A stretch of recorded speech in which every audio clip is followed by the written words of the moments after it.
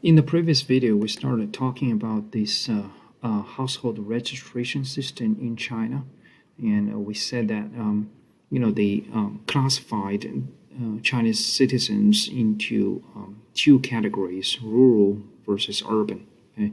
If you were born in the rural area, you would be registered as a rural status. Okay? If you were born in the cities, then you would be registered as a city, urban status. Now, the difference is if you have the rural status of your registration, then you would be disqualified for some of the social welfare programs. Okay? For example, you cannot enjoy the government-sponsored medical insurance like the Medicaid and Medicare here in the US. They have the similar version in China, but only applicable to the urban citizens, okay, or whoever has the urban classification of the registration, okay, the household registration. People can still move. Okay? They're free to move between the urban and rural areas without any problems. However, in China, just like in many other developing countries, there are many people living in the rural area with a quite low level of income. So they really want to go to the cities and find a job over there and make more money. And as we said, they could do that, but if they don't have the urban classification or status, they're gonna have a lot of problems when they move to cities. For example, when they move to the cities with their kids, they want to send their kids to the school, public schools, right? There are very, very few private schools in China. Okay? There are some private ones, just for like international kind of schools, okay, for the rich families. But I would say probably 99% of the Chinese students went to the public schools. Okay? So if you want to send your kids to the public schools, you cannot do that unless you have the urban status of the registration. Okay? Or we said, if you get sick, you want to go and see the doctors, you cannot get, the government-sponsored insurance covered. Okay, you have to pay all the medical expenses out of your own pocket. Okay? Or if you get laid off, you cannot apply for unemployment benefit. Okay? If you don't have the city or urban status. So there are, simply speaking, kind of the second class citizens. If you were born in the rural area and have the rural status of your registration. Now, how could you change that? Okay, there are some ways you can do that. Specifically, if you can do well on the national college entrance examination, then you can, buy the houses in the cities or find the government positions in the cities, and through these ways you can change your registration status from the rural to urban. Okay? So again, that gives people a very strong incentive to do well on the test. Okay? So again, it's the college entrance examination is different from the Imperial examination, but in terms of the incentives it has, for the people to get educated, it's still the same. All right. And one thing I do want to point out is, in recent years, Chinese government announced that they are considering, to abolish this hukou system in the near future. Okay? And we don't know how or when that would happen. Okay? And if they removed this rural-urban classification, at least in the household registration, it will definitely change the incentives to some degree, to some extent, okay, the incentives of Chinese people getting educated, right? Um, Here, another thing we want to do is to make a brief comparison between China and Japan. Okay? If you remember, we said that Japan did not really copy the imperial examination from China. Well, I guess I should say they did copy it, but they did not, have it for a long time in their history. Okay, we said that after 10th century, they abolished the imperial examination.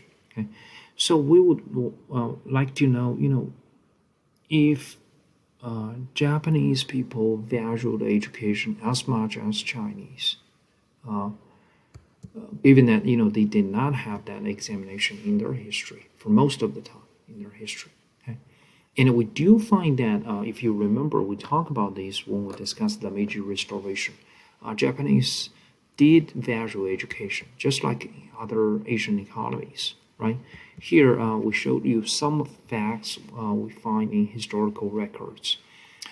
At the end of the Tokugawa period, it is estimated that the literacy rate in Japan was already over 80% for men and somewhere in the 60s or 70s percent for women, and much higher in the cities like Edo and Osaka. Okay?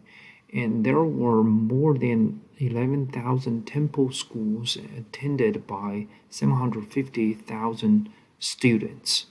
So as you can see, even without the imperial examination, Japanese people still valued education, even when we, went back and look at the Tokugawa period. Okay? Then we would know why, Japan valued education.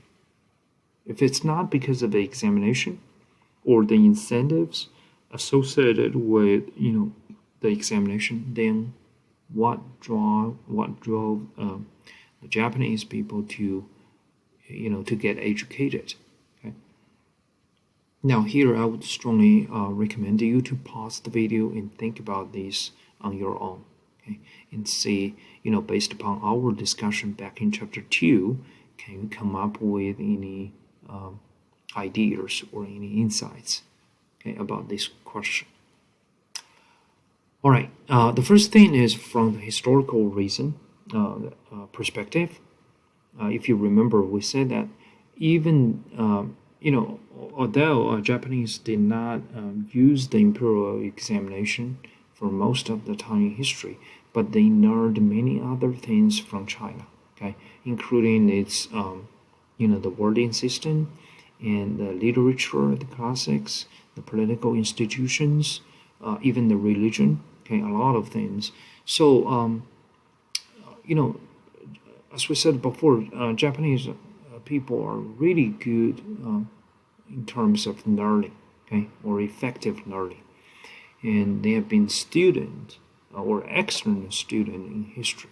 So that's why, from the historical perspective, they still value education because, if they want to do well or better, they got to be able to, learn from Chinese, okay, and so that's why they still value education.